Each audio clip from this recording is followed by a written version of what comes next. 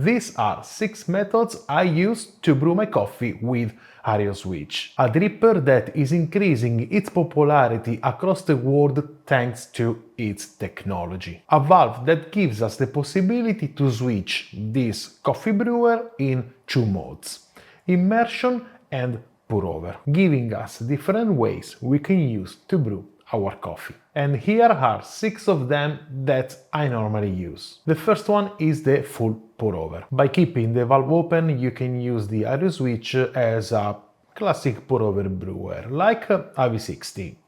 Well, it's actually a V60. The drainage might be sometimes a little bit slower compared to a classic V60, but by adjusting slightly the grind size, you can achieve a pretty similar result in the cup. When I brew the coffee in this way, I keep the classic pour over pattern.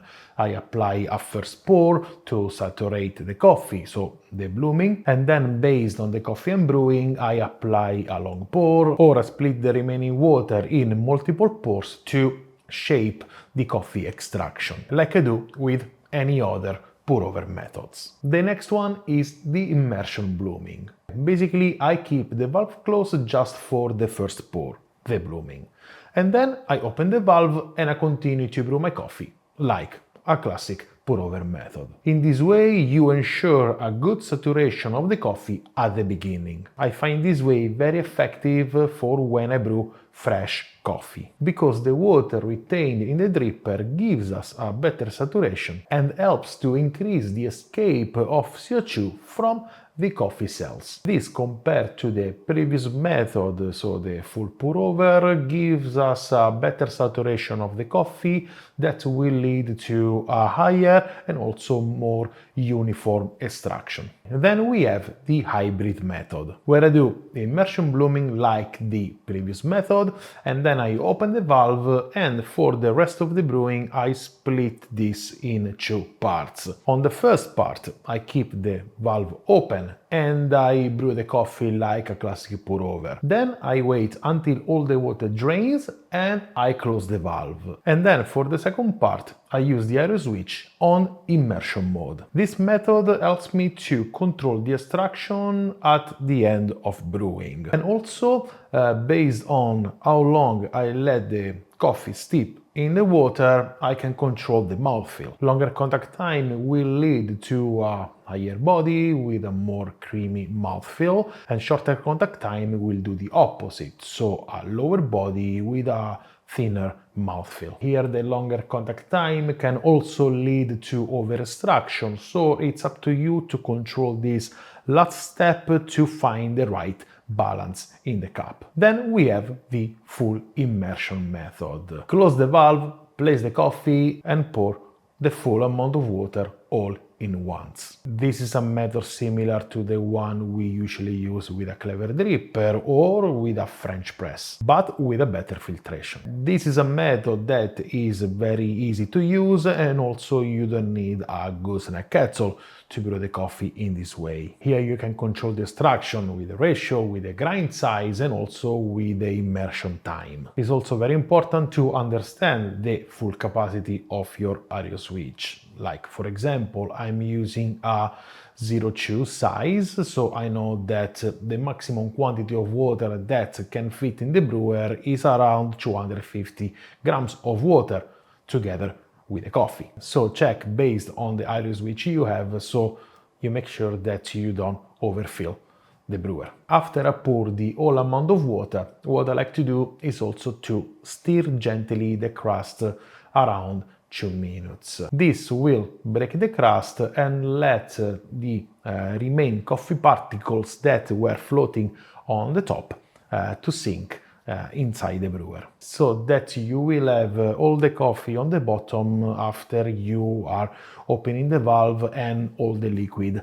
has drained. Here you can control extraction by leaving the coffee in contact with the water for longer or for shorter. With the usual ratio I use, 15 grams of coffee together with 250 grams of water with this grind size. I usually keep the immersion for 5 minutes. Then of course depends on the coffee that you're brewing, but on average with different coffees that I use usually is 5 minutes. If I keep it in immersion for less time, like for example 4 minutes, usually the outcome is always a brighter acidity with a lower body and also a lower intensity. And if I keep it in immersion for longer, like 6 minutes, I have the opposite, higher sweetness with a higher body and also a higher intensity. Also here you need to be careful with the immersion time because you don't want to risk to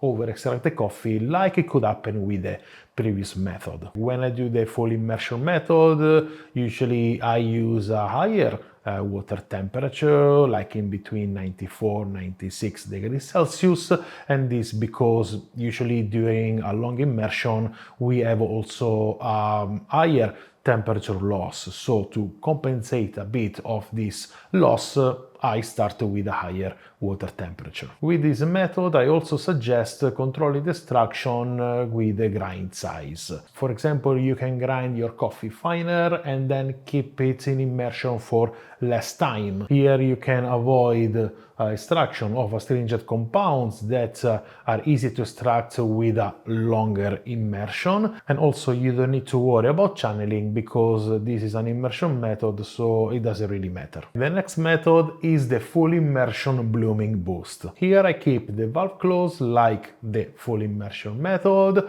but what I do, I apply a first portion of the water for the saturation, for the blooming. So usually is 40 grams or 50 grams depending on how much coffee I brew. Then I wait for the coffee to get saturated, so the classic 30, 40 or even 50 seconds, and then what I do is to pour the remaining water on top. Here we will have a higher extraction during the pouring of this second portion of water on top because we will have a high turbulence with a coffee that is saturated and is ready to be extracted because of the blooming. So you can expect, compared to the previous method, a higher intensity and a higher extraction. Then you can shape the extraction, the body and the mouthfeel based on how long you want to keep the coffee in immersion, like for the previous method. I suggest this method if you are brewing a fresh coffee but you want to use a full immersion method, because in this way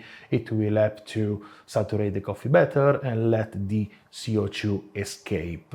And I also suggest this method if you are brewing a wash coffee that is more difficult to extract. So in this way you will boost the extraction and you don't need to keep the coffee in contact with the water for, I don't know, 8 minutes, for example, but it will be a faster extraction. The last one is the double immersion method. Here I basically split the full amount of water in two. I close the valve, put the coffee, and then I pour a first portion of the water. Like for example, half of the total quantity. I keep the coffee in immersion and then I open the valve. After all the liquid has drained, I close the valve again and I pour the second half or the remaining portion of water. Then again I keep the coffee in immersion with the water until I decide to reopen the valve and let all the liquid drain. With this method you can achieve a higher extraction and a higher strength. Also you can shape the final result in the cup by changing the ratio of the water in between the first and the second pour. You can put less water on the first pour and more water in the second one, or vice versa. Here you can also play with the two different immersion times, so keeping the first immersion for longer or shorter, or the second immersion for shorter or longer. Or even you can play with two different temperature of water, having, I don't know, a lower temperature on the first immersion and a higher temperature on the second immersion, or vice versa. Basically, this is a method where you can play a lot. So if you start brewing with this method, I highly suggest getting a notebook so you start to note every single variable you change, so you keep track on how the coffee will end up tasting in the cup based on what you're going to change. Alright, these were the 6 methods I used to brew my coffee using the Hario Switch. In the future I will dive deeper into each of these methods so I can give you more information about them. So if you didn't yet, don't forget to subscribe to my channel so you won't miss these videos in the future. Okay, now I'm curious to understand which one is your approach when you're brewing your coffee with the Hario Switch. And if you want to share it with me, you can leave a comment in the section below. Thank you very much for watching. I will see you in my next videos, and in the meantime I wish you a wonderful day and delicious coffee. Ciao!